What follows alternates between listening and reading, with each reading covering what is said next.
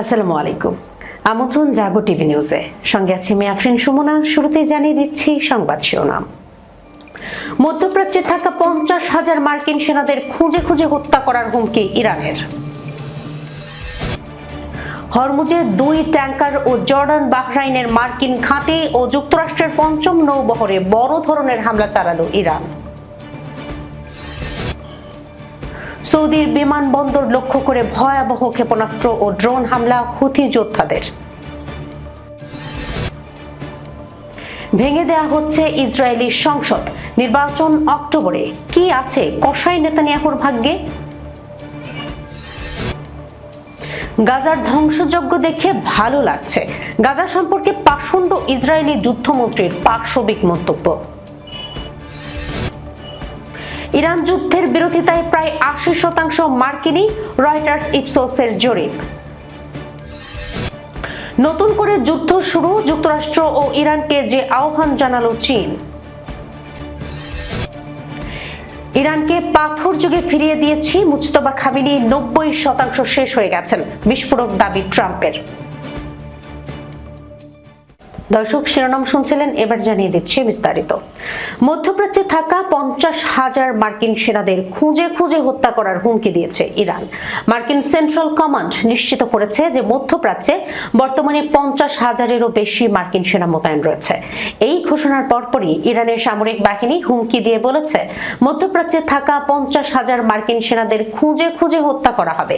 ইতিমধ্যেই তারা পালিয়ে যাওয়া মার্কিন সেনা ও কমান্ডারদের স্বীকার করছে। সেন্টকম জানিয়েছে, এই সেনারা বর্তমানে চলমান সামরিক অভিযানে সম্পূর্ণ সতর্ক অবস্থায় রয়েছে।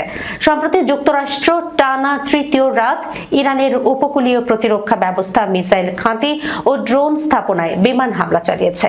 এই অভিযানে বুশেহর, চাবাহার, জাস্ক, কোনারাক, আবু মুসা দ্বীপ ও বন্দর আব্বাসের একাধিক লক্ষ্যবস্তুতে হামলা হয়েছে। বিশ্লেষকরা বলছেন, এই 50,000 সেনা সম্ভাব্য স্থল অভিযানের জন্য প্রস্তুত রাখা হয়েছে। মার্কিন পরিকল্পনায় হরমুজ প্রণালীর নিয়ন্ত্রণ নেওয়া। ইরানের সামরিক বাহিনীর মুখপাত্র ইব্রাহিম জালফাগারি টেলিগ্রামে জানিয়েছেন, ইরানের ড্রোন ও মিসাইল হামলায় অঞ্চলের সব মার্কিন ঘাঁটি ধ্বংস হয়েছে এবং আমেরিকান কমান্ডার ও সেনারা ঘাটের বাইরে লুকিয়ে রয়েছেন। তিনি বলেছেন, আমরা তাদের খুঁজে খুঁজে বের করছি এবং স্থানীয় জনগণের কাছে মার্কিন সেনাদের অবস্থান জানানোর আহ্বান জানিয়েছেন। ইরান সম্প্রতি বাহরাইনে মার্কিন 5th ফ্লিট সদর দপ্তর ও জর্ডানের একটি বিমান ঘাঁটিতে ক্ষেপণাস্ত্র ও ড্রোন হামলা চালিয়েছে। ইরান দাবি করেছে, বাহরাইনের অস্ত্র ডিপো, স্যাটেলাইট যোগাযোগ কেন্দ্র, রাডার ও প্যাট্রিয়ট ব্যবস্থা ধ্বংস করা হয়েছে। বিশেষজ্ঞরা সতর্ক করেছেন, কোনো মার্কিন স্থল অভিযান শুরু হলে তা উল্লেখযোগ্য ঝুঁকি তৈরি করবে। ইরানের পার্লামেন্ট স্পিকার সতর্ক করে দিয়েছেন, ইরানি ভূখণ্ডে প্রবেশকারী যে কোনো মার্কিন সেনার উপর আগুন বর্ষণ করা হবে। সেন্টকম অবশ্য বলেছে, মার্কিন বাহিনী সতর্ক, যুদ্ধ সক্ষম ও সর্বদা প্রস্তুত রয়েছে। এই পরিস্থিতিতে উপসাগরীয় অঞ্চলে পূর্ণমাত্রার যুদ্ধের আশঙ্কা দিন দিন বাড়ছে।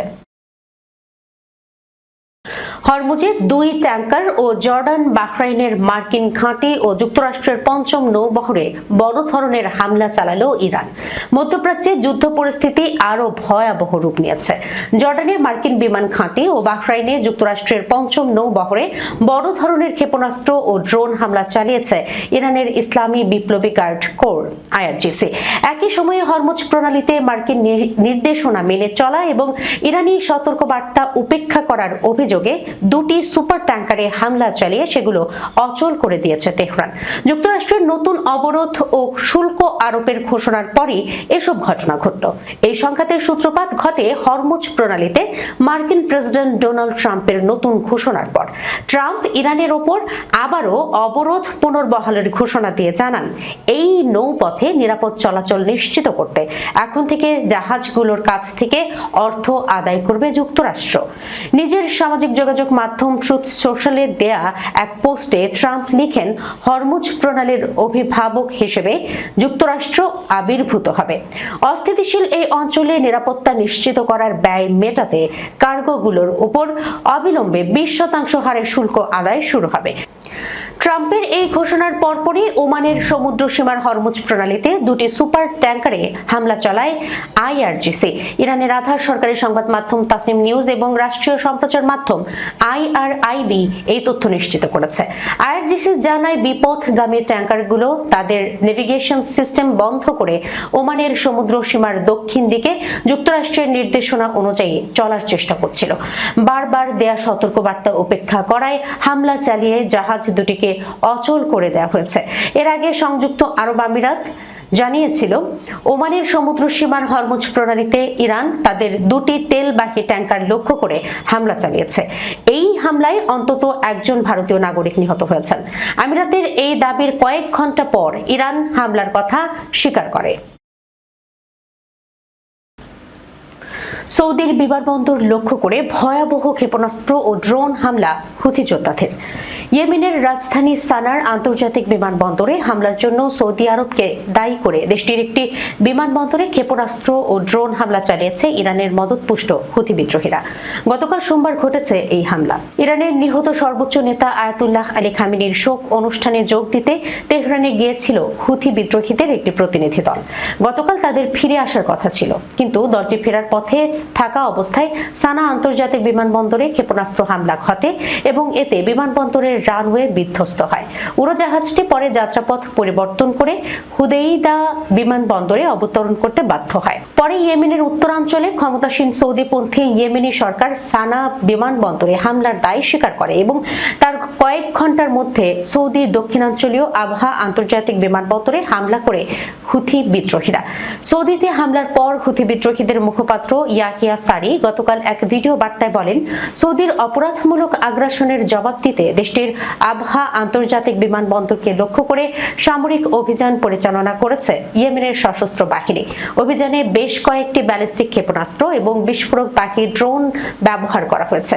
ইয়েমেনে অভিযানরত সৌদি জোটের মুখপাত্র তুর্কি আল মালিকি হামলার তথ্য স্বীকার করে AFP-কে বলেছে, হুথি বিদ্রোহীরা কয়েকটি ব্যালিস্টিক ক্ষেপণাস্ত্র ছুড়েছে এবং এয়ার ডিফেন্স সিস্টেম ব্যবহারের মাধ্যমে সেগুলোকে আটকে দিয়ে ধ্বংস করে ফেলা হয়েছে। ভেঙে দেয়া হচ্ছে ইসরায়েলি সংসদ। নির্বাচন অক্টোবরেই। কি আছে কসাই নেতানিয়াহুর ভাগ্যে? আগামী শুক্রবার ভেঙে দেয়া হবে ইসরায়েলের সংসদ। এরপর 27 অক্টোবর সেখানে অনুষ্ঠিত হবে জাতীয় নির্বাচন। আজ মঙ্গলবার এক প্রতিবেদনে এই তথ্য জানিয়েছে সংবাদ মাধ্যম দ্য গার্ডিয়ান। ব্রিটিশ সংবাদ মাধ্যমটি বলেছে, 2023 সালের 7 অক্টোবর ফিলিস্তিনি সশস্ত্র গোষ্ঠী হামাস ইসরায়েলে হামলা চালানোর পর প্রথমবারের মতো জাতীয় নির্বাচন আয়োজন করতে যাচ্ছে ইসরায়েল। এর মাধ্যমে যুদ্ধাপরাধে অভিযুক্ত বেনিয়ামিন নেতানিয়াহুর জোট সরকারের জনপ্রিয়তা যাচাই হবে। নেতানিয়াহুর দল সর্বশেষ নির্বাচনে একক দল হিসেবে সর্বোচ্চ আসনে জয় পায়। তবে সরকার গঠনের জন্য নিরঙ্কুশ সংখ্যাগরিষ্ঠতা অর্জন করতে না পারায় তাকে জোট করতে হয় উগ্র ডানপন্থীদের সঙ্গে। এর মাধ্যমে নেতানিয়াহুর নেতৃত্বে ইসরায়েলের ইতিহাসে সবচেয়ে উগ্রপন্থী সরকার গঠন হয়, যাদের লক্ষ্যই ছিল ফিলিস্তিনিদের ভূমি দখল ও তাদের অধিকার থেকে বঞ্চিত করা। ইসরায়েলের সংসদ নেসেট হিসেবে পরিচিত। সংবাদ মাধ্যম দ্য গার্ডিয়ান বলছে, নেসেটের আর অল্প কিছু অধিবেশন রয়েছে, তাই আগামী শুক্রবারই নেসেট ভেঙে দেয়া হবে। তবে এর আগে নেতানিয়াহুর জোট সরকার কিছু বিতর্কিত আইন পাশ করানোর চেষ্টা করছে, যেন নির্বাচনে তারা সাধারণ মানুষের ভোট পেতে পারে। এছাড়া পশ্চিম তীরে ফিলিস্তিনিদের ভূখণ্ড দখল করে নির্বাচনের আগ পর্যন্ত নতুন নতুন অবৈধ বসতি স্থাপন বেড়ে যেতে পারে। এর ফলে ফিলিস্তিনিদের উপর সহিংসতা বাড়বে বলে সংবাদ মাধ্যমটি জানিয়েছে।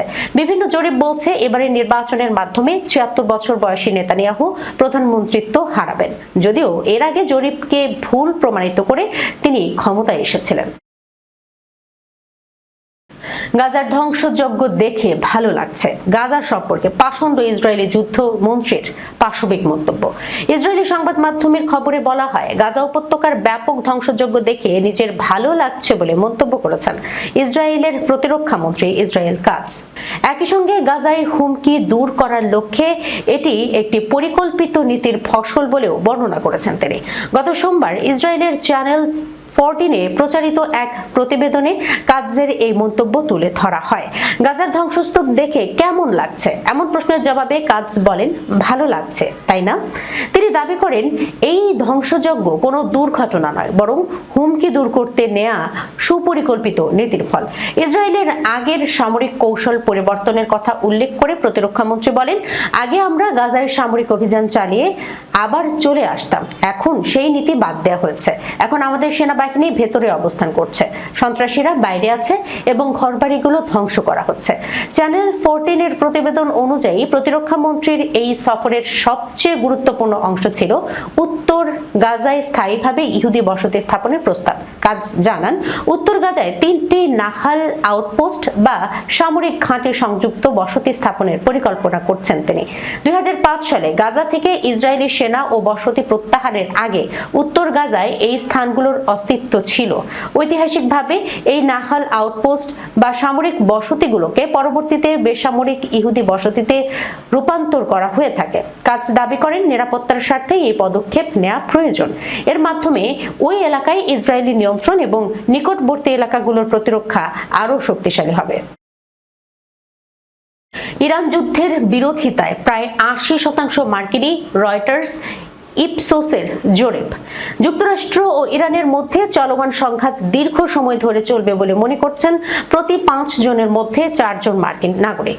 রয়টার্স ইপসোসের এক জরিপে এমন তথ্যই উঠে এসেছে। যুদ্ধ পরিস্থিতি আরও তীব্র হওয়া এবং প্রেসিডেন্ট ডোনাল্ড ট্রাম্পের ইরানের জাহাজ চলাচলে আবারও অবরোধ ঘোষণার পর এই জরিপটি করা হয়। 3 দিন ব্যাপী পরিচালিত জরিপটি গত রোববার শেষ হয়। এতে অংশ নেওয়া 79% উত্তরদাতা মনে করেন ইরানে যুক্তরাষ্ট্রের সামরিক অভিযান দীর্ঘ সময় ধরে চলবে। মার্চের শেষ দিকে একই ধরনের জরিপে এর হার ছিল 65%। মাত্র 18% মনে করেন কয়েক সপ্তাহের মধ্যেই যুদ্ধ শেষ হয়ে যাবে। জরিপে অংশ নেওয়া 37% মার্কিন নাগরিক ইরানের বিরুদ্ধে যুক্তরাষ্ট্রের সামরিক হামলার পক্ষে মত দিয়েছেন। গত 26 জুন হরমুজ প্রণালীতে বাণিজ্যিক জাহাজে হামলার অভিযোগ তুলে ইরানের বিরুদ্ধে আবারও সামরিক অভিযান শুরু করে যুক্তরাষ্ট্র। সারা দেশ থেকে 1019 জন প্রাপ্তবয়স্ক এই জরিপে অংশ নেন। এর সম্ভাব্য ত্রুটির হার প্রায় 4%। এদিকে প্রেসিডেন্ট ট্রাম্প সোমবার ঘোষণা দেন যুক্তরাষ্ট্র উপসাগরে ইরানের জাহাজ চলাচলের উপর পুনরায় অবরোধ কার্যকর করছে। পাশাপাশি তিনি বলেন হরমুজ প্রণালী দিয়ে যাতায়াতকারী সব পণ্যের উপর 20% অর্থ যুক্তরাষ্ট্র আদায় করবে। এর আগে ইরান ওই গুরুত্বপূর্ণ নৌপথ বন্ধের ঘোষণা দেয় এবং দুই দেশের মধ্যে ক্ষেপণাস্ত্র ও ড্রোন হামলা আরও বেড়ে যায়। জরিপে আরও দেখা গেছে 60% মার্কিন নাগরিক মনে করেন এই যুদ্ধের কারণে আগামী 1 বছরে জ্বালানির দাম আরও বাড়বে। আর অর্ধেক উত্তরদাতা মনে করেন এই যুদ্ধের জন্য যে মূল্য দিতে হচ্ছে তা সার্থক নয়। সংঘাত শুরুর পর থেকেই ট্রাম্পের জনপ্রিয়তা তার রাজনৈতিক জীবনের সর্বনিম্ন পর্যায়ের কাছাকাছি রয়েছে। রিপাবলিকান কৌশলবিদদের মতে জ্বালানির মূল্য বৃদ্ধি ও জীবনযাত্রার ব্যয় বেড়ে যাওয়ায় ট্রাম্পের কর ছাড় নীতির রাজনৈতিক সুফল অনেকটাই ম্লান হয়ে গেছে।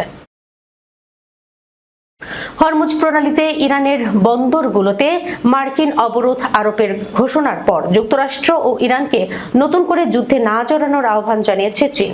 একই সঙ্গে প্রণালীতে উপকূলীয় দেশগুলোর বৈধ অধিকারের প্রতি সমর্থন জানিয়েছে বেইজিং।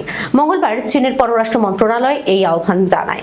বেইজিংয়ে সাংবাদিকদের চীনের পররাষ্ট্র মন্ত্রণালয়ের মুখপাত্র লিন জিয়ান জানান, উপসাগরীয় অঞ্চলে নতুন করে শুরু হওয়া সামরিক সংঘাত নিয়ে চীন গভীরভাবে উদ্বিগ্ন। তিনি সংশ্লিষ্ট পক্ষগুলোকে এই অঞ্চলে শান্তি ও স্থিতিশীলতার জোরালো আহ্বানে সাড়া দেয়া, শান্ত থাকা, সংযম প্রদর্শন করা, কষ্টার্জিত যুদ্ধবিরতি রক্ষা করা এবং যুদ্ধে ফেরা এড়ানোর আহ্বান জানান। লিন জোর দিয়ে বলেন, সবচেয়ে গুরুত্বপূর্ণ বিষয় হলো লড়াই যাতে ছড়িয়ে না পড়ে এবং আরো নির্দোষ মানুষ যাতে ক্ষতিগ্রস্ত না হয়। যুক্তরাষ্ট্র ও ইরানকে সেই ব্যবস্থা নিতে হবে। তিনি আরো বলেন, আন্তর্জাতিক সম্প্রদায় হরমুজ প্রণালীর উপকূলীয় দেশগুলোর বৈধ অধিকার ও স্বার্থের প্রতি সমর্থন প্রদর্শন এবং প্রণালীতে দ্রুত, স্বাভাবিক ও নিরাপদ যাতায়াত পুনরায় শুরু হওয়া দেখতে চায়। এই মুখপাত্র বলেন, সংশ্লিষ্ট পক্ষগুলোকে একই লক্ষ্যে কাজ করতে হবে এবং সঠিক সমাধান দেখতে হবে। হবে। যুক্তরাষ্ট্র ও ইরানের মধ্যে চলমান সামরিক হামলার মধ্যেই চীনের এই বিবৃতি সামনে এলো। হরমুজ প্রণালীতে জাহাজের হামলার ঘটনায় এই সংঘাত নতুন করে তীব্র রূপ নিয়েছে। 28 ফেব্রুয়ারি ইরানের বিরুদ্ধে যুক্তরাষ্ট্র ও ইসরায়েলের শুরু করা যুদ্ধের পর হরমুজ প্রণালীকে কেন্দ্র করে নতুন করে উত্তেজনা সৃষ্টির মধ্যে সর্বশেষ এসব ঘটনা ঘটল। ইরানকে পাথর যুগে ফিরিয়ে দিয়েছে মুস্তফা খামেনি, 90% শেষ হয়ে গেছেন, বিস্ফোরক দাবি ট্রাম্পের। ইরানের নতুন সর্বোচ্চ নেতা মুস্তফা খামেনিকে নিয়ে বিস্ফোরক মন্তব্য করেছেন মার্কিন প্রেসিডেন্ট ডোনাল্ড ট্রাম্প। তার দাবি মুস্তফা খামেনি 90% শেষ হয়ে গেছেন। ইরানের তৃতীয় দফায় রাতভর হামলার পর ফক্স নিউজকে দেয়া এক সাক্ষাৎকারে তিনি এমন মন্তব্য করেন। ট্রাম্পের ভাষ্য, যুক্তরাষ্ট্র ও ইসরায়েলের হামলার পর ইরানের সামরিক সক্ষমতা কার্যত ভেঙে পড়েছে। হামলায় দেশটির শীর্ষ সামরিক কমান্ডারদেরও প্রাণহানি ঘটেছে বলে তিনি দাবি করেন। মার্কিন প্রেসিডেন্ট বলেন, ইরানের নৌবাহিনী আর কার্যকর অবস্থায় নেই, বিমান বাহিনীও ধ্বংস হয়ে গেছে। পাশাপাশি দেশটির আকাশ প্রতিরক্ষা ব্যবস্থাও গুঁড়িয়ে দেওয়া হয়েছে এবং শীর্ষ নেতৃত্বকেও লক্ষ্যবস্তু করা হয়েছে বলে তিনি উল্লেখ করেন। তিনি আরো বলেন, যুদ্ধে ইরানের সবচেয়ে ক্ষমতাধর নেতাদের হত্যা করা হয়েছে এবং তারাও শেষ হয়ে গেছেন। বক্তব্য দেওয়ার সময় তিনি খামেনির পরবর্তীতে ভুল করে খোমেনি নামটি উচ্চারণ করেন। উল্লেখ্য, খোমেনি 1989 সালে মারা যান। অন্যদিকে প্রতিবেদনে বলা হয়েছে, গত 28 ফেব্রুয়ারির হামলায় আয়াতুল্লাহ আলী খামেনি নিহত হন। এরপর ট্রাম্প বলেন, তার ছেলেও 90% শেষ হয়ে গেছেন। তার দাবি, মুস্তফা বর্তমানে মৃতপ্রায় অবস্থায় রয়েছেন। উল্লেখ্য, গত 28 ফেব্রুয়ারির হামলা শুরুর পর মুস্তফা খামেনিকে আর প্রকাশ্যে দেখা যায়নি। ওই দিন তিনি যুক্তরাষ্ট্র ও ইসরায়েলের হামলায় মারাত্মক আহত হন এবং তার পিতা নিহত হন।